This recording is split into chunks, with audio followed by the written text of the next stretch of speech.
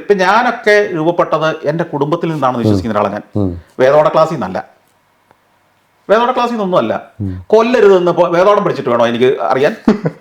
വ്യഭിചാരം ചെയ്യരുതെന്ന് എന്നെ മതം പഠിപ്പിച്ചിട്ട് വേണോ എനിക്ക് മനസ്സിലാക്കാൻ? വേണോ? മോഷ്ടിക്കരുത് എന്നുള്ളത് പഠിക്കാൻ ഒരു മതം വേണോ പറയാൻ ഞാൻ? ഇതൊക്കെ സാമാന്യബോധമുള്ള കുടുംബത്തിൽ മാതാപിതാക്കൾ മര്യാദയ്ക്ക് വളർത്തി, അല്ലെങ്കിൽ ഒരു സമൂഹം എന്താണ് പ്രതീക്ഷിക്കുന്നതെന്നും നമ്മൾ തന്നെ എന്താണ് പ്രതീക്ഷിക്കുന്നതെന്ന് ചിന്തിച്ചാൽ ഒരു ഉത്തരം കിട്ടിയില്ലേ? ഞാൻ ഏതാണ് ഇഷ്ടപ്പെടുന്നത്? മോഷ്ടിക്കുന്ന ഒരാളാണോ മോഷ്ടിക്കാത്ത ഒരാളാണോ? ഞാൻ ഇഷ്ടപ്പെടുന്നത് വ്യഭിചരിക്കുന്ന ഒരാളാണോ വ്യഭിചരിക്കാത്ത ഒരാളാണോ? ഞാൻ ഇഷ്ടപ്പെടുന്നത് കൊലപാതകയാണോ കൊലപാതകം ചെയ്യാത്ത ഒരാളാണോ? ഇത് മാത്രം ചിന്തിച്ചാൽ എനിക്ക് ഉത്തരവില്ലേ ഞാൻ എങ്ങനെയാവണമെന്ന്? ഇല്ലേ? അതാണല്ലോ ഈ മൂല്യബോധം എന്ന് പറയുന്നത്.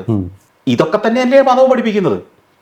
ഈ മതം പഠിപ്പിച്ച് ഏതെങ്കിലും കാര്യം മനുഷ്യൻ അറിയാത്ത കാര്യമായിരുന്നോ? എനിക്ക് എന്റെ ചിന്ത അല്ല, എന്റെ ചോദ്യം ഇതാണ്. മതം പഠിപ്പിച്ച് ഏതെങ്കിലും കാര്യം മനുഷ്യരാശിക്ക് അറിയത്തില്ലാത്ത കാര്യമായിരുന്നോ? എല്ലാം എടുത്തു നോക്കിയോളൂ. അല്ലാന്നാണ് എന്റെ അഭിപ്രായം. പക്ഷെ ഈ മതങ്ങൾ ഉണ്ടായി വരുന്നതാണല്ലോ. അപ്പം ആരെങ്കിലും ഒരാൾ നല്ല കാര്യം പറഞ്ഞു കേട്ട് അത് അത് അത് കൊള്ളാമെന്ന് തോന്നുമ്പോ അതൊരു മതമായി. പറഞ്ഞത് അതിനു മുമ്പ് അതുണ്ടായിരുന്നു. തീർച്ചയായിട്ടും. കൊലപാതകം തെറ്റാണെന്ന് ഇപ്പം ബൈബിളിൽ തന്നെ പറഞ്ഞാല് പുതിയ നിയമം വരുന്നതിന് മുമ്പ് പഴയ നിയമമുണ്ട്.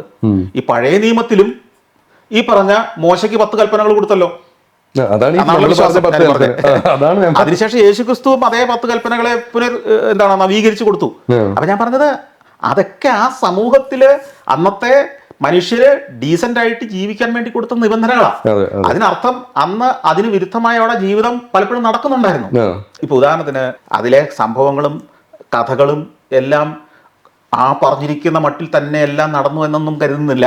എങ്കിൽ പോലും ചരിത്രത്തിലെ കുറെ സംഭവങ്ങളൊക്കെ അതുമായിട്ട് ചേർന്ന് പോയിട്ടുണ്ടാവാം. മനസ്സിലായില്ലേ? ഇപ്പൊ ഉദാഹരണത്തിന് നമുക്ക് മഹാഭാരതത്തിലെ പല സംഭവങ്ങളും നടന്ന സ്ഥലങ്ങൾ ഇപ്പോഴും ഉണ്ട്.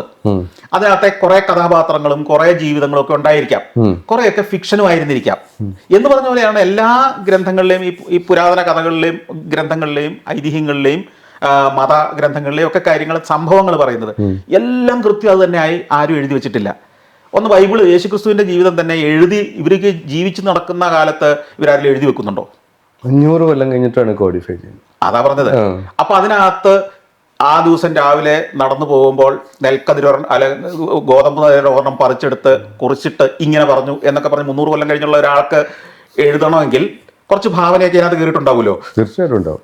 അപ്പോ ഈ അയാൾ തന്നെ എഴുതി കൊടുത്താലും ചിലപ്പോൾ അക്ഷരത്തെറ്റ് വരും. അല്ല, അയാൾ ഇപ്പൊ ഞാൻ തന്നെ എന്റെ ഡയറി ഒരാഴ്ച കഴിഞ്ഞിട്ട് എഴുതിയാൽ പോലും അതിനകത്ത് എല്ലാ കാര്യങ്ങളും ഓർത്തിരിക്കില്ല. ഒരു മാസം കഴിഞ്ഞാൽ ഞാൻ എന്റെ ഓരോ ദിവസത്തെ ഡയറി കുറിപ്പ് എഴുതുന്നെങ്കിൽ പോലും പറ്റില്ല. ഇപ്പൊ സഞ്ചാരി ഡയറി കുറിപ്പ് എന്ന പരിപാടി ഞാൻ ചെയ്യുന്നത് പോലും